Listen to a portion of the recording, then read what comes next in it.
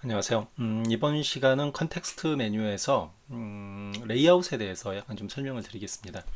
우리가 보통 어떤 컴포넌트를 선택을 하면 스타일이 있고 레이아웃이 있습니다. 사실상은 레이아웃은 클래스로 정의한 스타일입니다. 우리가 CSS 파일에 해당이 되죠. 스타일은 여기에는 클래스가 들어갈 수도 있고요. 경우에 따라서는 클래스의 어떤 변수나 이런 게 들어갈 수도 있고, 보통 우리가 일반적으로 얘기하는 스타일 속성이 여기에 들어갑니다.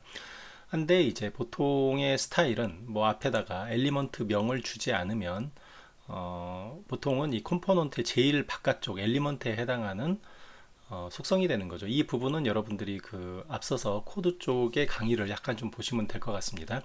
컴포넌트의 스타일이라고 하는 건 이 컴포넌트의 제일 외곽 쪽에 있는 일반적인 스타일이에요. 안쪽으로 들어가려면 그 안쪽에 있는 돔 요소를 선택해서 바꿔야 됩니다. 이를테면 여기 저장 버튼이 있죠. 저장 버튼이 있는데 우리가 이 저장 버튼에 여기다가 위스를 주게 되면 위스가 먹겠죠. 200px에서 버튼이 200px가 됩니다. 한데 여기다가 이렇게 주지 않고 여기에 있는 저장이라고 하는 엘리먼트가 있죠. 이거는 여러분들이 여기 보시면 도움말이 있습니다. 도움말을 클릭하게 되면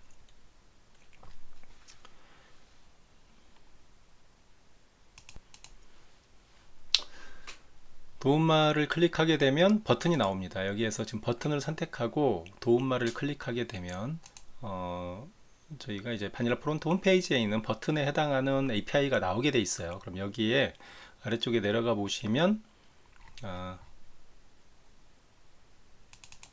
홈페이지에 여기 정확하게 지금 안 돼서 그렇고 여기에 보시면 스트럭처라고 하는 부분이 있습니다. 스트럭처가 있는데 스트럭처에 보시면 이 버튼의 엘리먼트 명들이 나와요. 그러니까 이 버튼을 구성하고 있는 돔 요소가 여기에 다 나옵니다. 그래서 여기 엘리멘트 네임을 이용해서 접근이 다 가능하다고 이전에 강의에서 코드 쪽에서 그 강의가 있습니다. 여기에 텍스트가 있어요. 텍스트가 있습니다. 그래서 버튼에 그 글자를 맡고 있죠. 뭐 배지라든가 아이콘이라든가 그 내부의 속성이라든가 이런 것들 다 여기에 정의가 되어 있습니다. 그러면 여기에 텍스트라고 하는 걸 텍스트 언더바 스타일명 하면은 이 텍스트를 수정할 수 있다고 말씀을 드렸습니다. 그럼 조금 전에 했다시피 이걸 제가 지금 리프레시를 해서 그렇고요.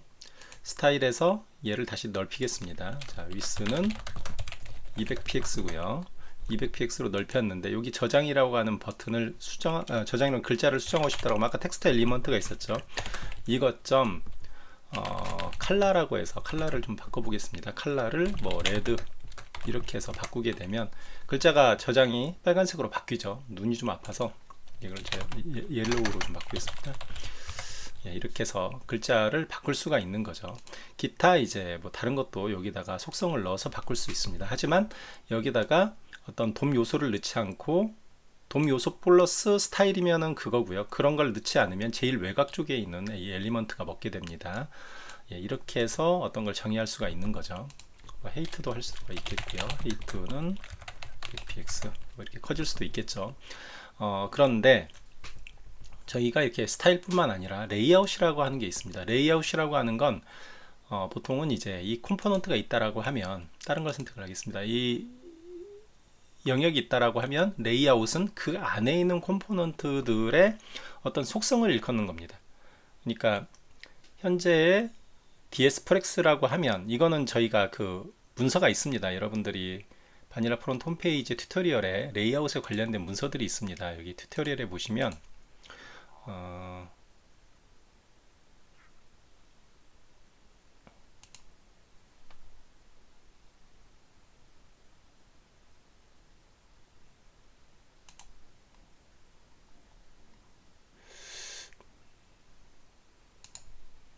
여기 레이아웃이라고 하는 여기 내용이 있습니다. 그래서 레이아웃에서 여기에서 나오는 내용들이 어떤 건지에 대해서 약간 좀 설명을 한 부분이 있습니다. 이를테면은 여기에 쭉 나오죠.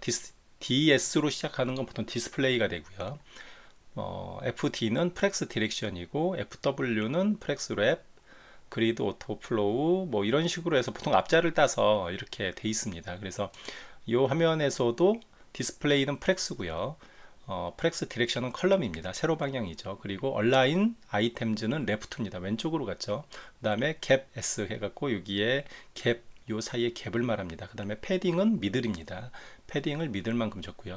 그래서 이렇게 해서 내부 차일드가 어떻게 구성할지를 구성하는 게 레이아웃입니다.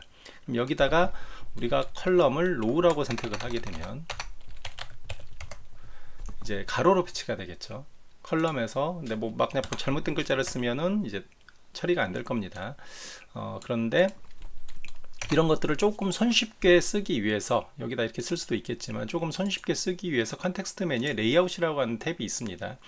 여기에 보시게 되면 디렉션이 로우죠. 근데 이거를 다시 컬럼으로 이렇게 바꾼다거나 로우로 바꾼다거나 이렇게 클릭을 하게 되면 그대로 사용을 할 수가 있습니다. 그 다음에 얼라인 아이템즈를 현재는 센터라고 할 수도 있고 스타트라고 할 수도 있고 엔드라고 할 수도 있고요. 이런 식으로 조정해서 할 수도 있고 justify 컨텐트, align 컨텐트, 그 다음에 갭도 SM인데 좀 크게 미들 이렇게 늘릴 수 있고요. 그 다음에 줄일 수도 있겠죠. 없게도 할 수 있고요. 이런 식으로 할 수 있고 그 다음에 패딩도 있습니다. 패딩도 전체적으로 할 수도 있고 개별로 이렇게 할 수도 있습니다. 이렇게 해서 할 수도 있고요.